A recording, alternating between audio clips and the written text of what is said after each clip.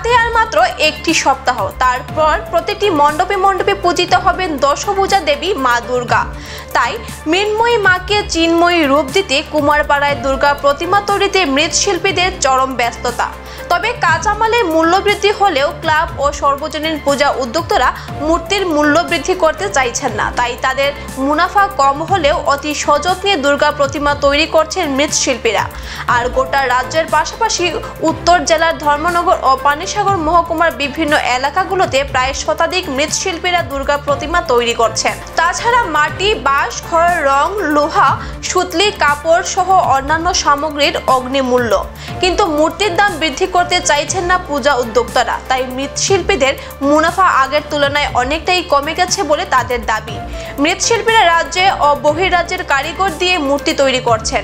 এদিকে কদমতলার পালপাড়া এলাকার বাপ্পু নমশূদ্র জানান 10 বছর যাবৎ এই পেশার সাথে তিনি যুক্ত।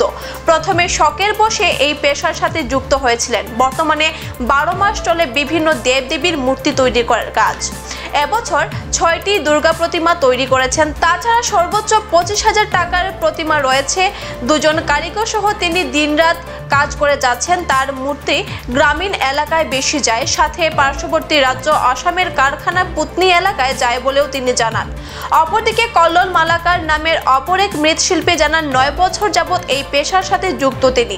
এই পেশার উপর সংসার প্রতিপালন করছেন। 6 জন কারিগর দিয়ে 9টি প্রতিমা তৈরি করেছেন। সবগুলো প্রতিমা বুকিং হয়ে গেছে। তিনি জানান তার বানানো প্রতিমা কদমতলা, লক্ষ্মীনগর, কালাছড়া, ঠেকনি সহ অসমের কাঁঠালতলিতেও বিক্রি হয়ে থাকে। সাথে কদমতলার পুরাতন পোস্ট অফিস রোডের মৃৎশিল্পী দিলু রুদ্রপালের এক কারিগর তথা ধুবড়ির বাসিন্দা স্বপন পাল জানান এবছর তারা 30টি দুর্গা প্রতিমা বানাচ্ছেন। রাজ্যের ও বহির্রাজ্যের 5টি কারিগর নাওয়া খাওয়া বাদ দিয়ে প্রতিমা তৈরি করছেন। তারা বৈশাখ মাস থেকে প্রতিমা তৈরির কাজ শুরু করেছেন। তবে দুর্গা প্রতিমার আরও চাহিদা থাকলেও তারা আর বানাতে না পারায় দুর্গাপুজোর উদ্যোক্তাদের ঘুরিয়ে দিতে বাধ্য হয়েছেন। তাদের বানানো দুর্গা প্রতিমা কদমতলা এলাকা সহ অসমের করিমগঞ্জ জেলার লোয়ারপুয়া, বাজারিছড়া, চানকেরা ইত্যাদি এলাকায় বিক্রি হয়ে থাকে। তবে সকলেরই সরকারিভাবে আজ পর্যন্ত কোনো সুযোগ সুবিধা পাননি। যদি সরকার তাদেরকে কিছুটা আর্থিকভাবে সাহায্য করত তাহলে তাদের মৃৎশিল্পী পেশাটাকে বাড়িয়ে আরেকটু স্বাবলম্বী হতে পারতেন বলে তাদের দাবি। 30 খানা বানাচ্ছি। আপনি কি কাজ করছেন এখানে? মানে কারিগর? হ্যাঁ, আমি কারিগর এখানে। বাসা কোথায় আপনার? আমার বাসা ধুবড়ি। কবে থেকে প্রতিমা তৈরির কাজ শুরু করেছেন? পোশাকের থেকে শুরু করছি আমরা কাজ। সর্বোচ্চ কত দামের মূর্তি রয়েছে? সর্বোচ্চ মোটামুটি হাইস্ট 30,000। সবগুলো কি বুকিং হয়ে গেছে? হ্যাঁ, সবগুলো বুকিং হয়ে গেছে। বাজারে কি চাহিদা ছিল আরো? চাহিদা ছিল মোটামুটি 10-15টা কাস্টমার ঘুরছে আর কি। দিতে পারেন আপনি? দিতে পারিনি। লাভের অংশটা কেমন অন্য বছরের তুলনায়? লাভের অংশটা তেমন না, কেননা মূর্তির রেট হিসাবে আমার যে গয়না, চুল, কাপড় এগুলো রেটটা বেশি হয়ে গেছে। হ্যাঁ, এই জন্য আমরা মূর্তিটা কাস্টমারের কাছে বেশি রেট চাইলে কাস্টমারও অল্পই হয়। হ্যাঁ, নিতে চায় না। ওই জন্য এই যে লাভের অংশটা তেমন না। হ্যাঁ। আপনি কতদিন যাবত এখানে কাজ করছেন? আমি এখানে মোটামুটি হয়তো 3 মাস। 3 মাস? আমার বাসা ধুবড়ি। এটা দিয়ে কি সংসার চলে? এবার কতজন প্রতিমা বানিয়েছেন? 9 জন। সর্বোচ্চ কত দামে?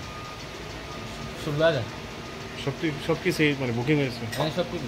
কোথায় বিক্রি হয় আপনার মূর্তি? খালাছড়া, কদমতলা, সরসপুর, এদিকে আসাম, কাটলতলি, মানে গ্রামীণ এলাকাগুলিতে। গ্রামীণ। লাভের হারটা কেমন অন্যান্য বছরের তুলনায়? লাভের হারটা কেমন? লাভের আর মোটামুটি আর চলন চাই। গতবারের তুলনায় এবার মোটামুটি একটু আছে, ভালো আছে। মনে করে কাঁচামালের দামের তুলনায় কিরকম দাম? কাঁচামালের দাম যেমন আগে ধর্মনগর থেকে আমি আনতাম, এখান থেকে আনলে বেশি হইতো না। এখন রংখালে খরচটা বাইরে হইতো। এই বছর আগরতলার থেকে আনলাম, দেখি বছর করে কীরকম হয়। কী ব্যবহার করছেন মূর্তি বানাতে? খের, মাটি, বাঁশ, সুতলি, কাঠ। কতজন কারিগর রয়েছে? 7 জন।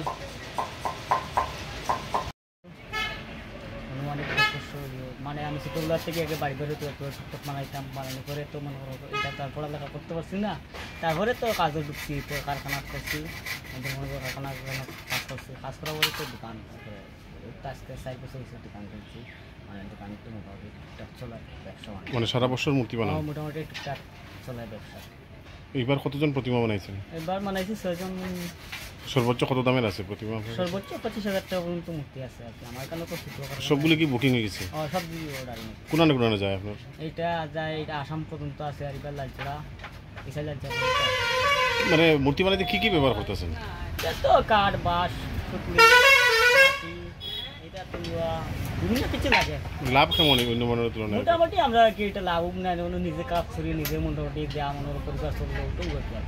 আপনার সাথে কতজন আছে কারিগর? আমার সাথে 2 জন আছে। গতবারের তুলনায় এবার লাভের হারটা কেমন, বেশি না কম? এবার তো মনে করেন জিনিসের দামগুলো বেশি, এটার লাগে এটা একটু লাভ কমবে। এটার লাগে সব জিনিসের দাম বাড়ছে, রঙের দাম বাড়ছে, অলঙ্কার আছে, ড্রেসিংয়ের দাম বাড়ছে, এটার কারণে। মূর্তির দাম বাড়ছে না? মূর্তির দাম তো আমরা বাড়ছে না, এটা তো মানে যে রেটিং আছে এই রেটিং। কেন দাম বাড়লো না? কি লাগে? এটা কাস্টমার আইলে পরে তারা কয় এটা তোমার এইরকম এরকম মাতে আর কি। কাস্টমার তো সব আরও ভিন্ন তো মূর্তি পায়, তারা তো আমাকে এখনকার মতো বিদায় নিচ্ছি। পরবর্তী সংবাদ পেতে আমাদের সাথে থাকুন। ধন্যবাদ।